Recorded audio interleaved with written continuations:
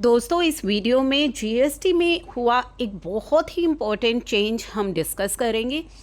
तो चलिए, introducing electronic credit reversal and reclaim statement. Electronic credit reversal and उसे reclaim करने की जो स्टेटमेंट है वो पोर्टल पर इंट्रोड्यूस की गई है। अब यहाँ पे गवर्नमेंट ने कुछ चेंजेस नोटिफाई किए थे आपकी GSTR 3B की टेबल 4 में, to enable tax payers in reporting correct information regarding ITC avail reversal reclaimed in eligible ITC। तो एक नोटिफिकेशन इशू की गई थी, नोटिफिकेशन नंबर 14, जिसमें कि ये चेंजेस नोटिफाई किए गए थे ताकि जो टैक्स पेयर्स हैं वो अपने ITC की रिपोर्टिंग करेक्ट कर पाएँ कि ITC कितना अवेल हुआ है, ITC रिवर्सल, ITC रिक्लेम कितना किया गया है और इनएलिजिबल ITC आपको किस तरीके से शो करना है। तो वो रिपोर्टिंग जो है उसके लिए नोटिफिकेशन आई थी। अकॉर्डिंगली जो रिक्लेमेबल ITC है, जो पहले रिवर्स किया गया था उसे दोबारा रिक्लेम कर रहे हैं। कुछ इस तरह के जो है ITC को रिक्लेम करने के जो भी लॉ के अंदर बताया गया है उसके अकॉर्डिंग अगर आप ITC को रिक्लेम कर रहे हैं, फॉर एग्जांपल आपने पेमेंट नहीं की थी सप्लायर को, जो टाइम लिमिट है स्पेसिफाइड, लेकिन बाद में पेमेंट की तो ITC को दोबारा आपने रिक्लेम किया। तो इस तरह की जो रिक्लेमेबल ITC जो है वो अर्लियर पहले रिवर्स होता था टेबल 4B2 में, and may be subsequently claim कर लिया जाता था टेबल 4A5 में ऑन फुलफिलमेंट ऑफ नेसेसरी जो भी कंडीशंस थी, अगर आप पूरी कर देते हैं तो उस ITC को दोबारा रिक्लेम आप कर लेते हैं। तो such reclaim ITC needs to be explicitly reported in table 4D1। तो यहाँ पे कि टैक्स पेयर्स करेक्टली रिपोर्ट करें, एक्यूरेटली रिपोर्ट करें अपना ITC रिवर्सल एंड रीक्लेम और कोई क्लैरिकल मिस्टेक ना हो। एक नई लेजर आई है इलेक्ट्रॉनिक क्रेडिट एंड रीक्लेम्ड स्टेटमेंट, जो कि पोर्टल पर ही इंट्रोड्यूस की गई है।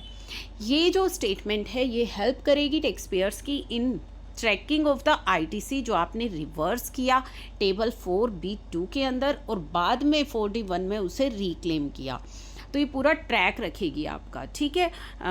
4D1 एंड 4A5 में जो आपने रिक्लेम किया, ईच रिटर्न पीरियड का, हर पीरियड का आपका, हर रिटर्न पीरियड का आपका जो है ट्रैक इस स्टेटमेंट के अंदर रखा जाएगा, जो कि अगस्त रिटर्न से ये स्टार्ट हो रही है।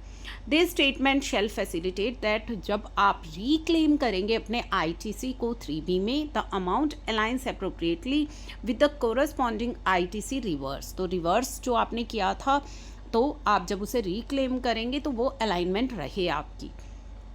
तो इससे ओवरऑल कंसिस्टेंसी एंड करेक्टनेस जो होगी वो इम्प्रूव होगी। मंथली टैक्स पेयर के लिए जो स्पेसिफाइड टैक्स रिटर्न पीरियड है पर्टेन टू अगस्त 23 एंड जो क्वार्टरली फाइलर्स हैं उनके लिए जो जुलाई टू सितंबर वाली जो रिटर्न है, ठीक है, उसके लिए taxpayers are being provided a facility to report their cumulative ITC reversal, जो कि आपने अभी रिवर्स तो कर लिया बट अभी तक रिक्लेम नहीं किया, एज ओपनिंग बैलेंस। तो वो आपका ओपनिंग बैलेंस रहेगा अगर कुछ है तो। अब यहाँ पे आपको लॉगिन करना है और रिपोर्ट करना है ITC रिवर्सल ओपनिंग बैलेंस, या फिर आप लॉगिन करके भी कर सकते हैं, या फिर सर्विसेज टैब में लेजर में आपको ये स्टेटमेंट दिखाई देगी, उसके अंदर report ITC reversal opening balance.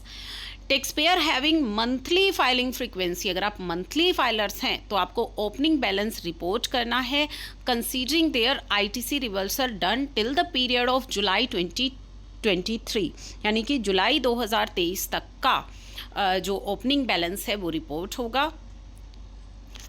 इन कॉन्ट्रास्ट क्वार्टरली टैक्स पेयर जो है वो अपने Q1 का करेंगे, यानी कि April to June reversal period का opening balance. Tax payer have opportunity to declare their opening balance for ITC reversal का जो ओपनिंग बैलेंस है वो आप रिपोर्ट कर सकते हैं 30 नवंबर तक। जो आप रिपोर्ट करेंगे बैलेंस वो 3 टाइम्स अमेंड भी कर पाएंगे, ठीक है, इन केस अगर कुछ इनएक्यूरेसी या कोई मिस्टेक हो गई है। However, after 30th November till 31st December, only amendment will be permitted and the option for fresh reporting will not be available.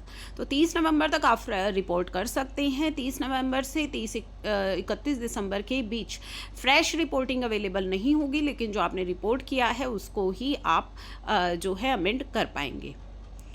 तो ये अमेंडमेंट की फैसिलिटी भी 31 दिसंबर के बाद आपके लिए समाप्त हो जाएगी। With the provision for taxpayer to report their accumulated ITC reversal balance जो आपका पड़ा है, the portal will maintain a record of, तो उसके बेसिस पर आपका रिकॉर्ड मेंटेन किया जाएगा रिवर्सल एंड रिक्लेम का on return period basis statement. Validation mechanism is incorporate किया गया है 3B फॉर्म के अंदर।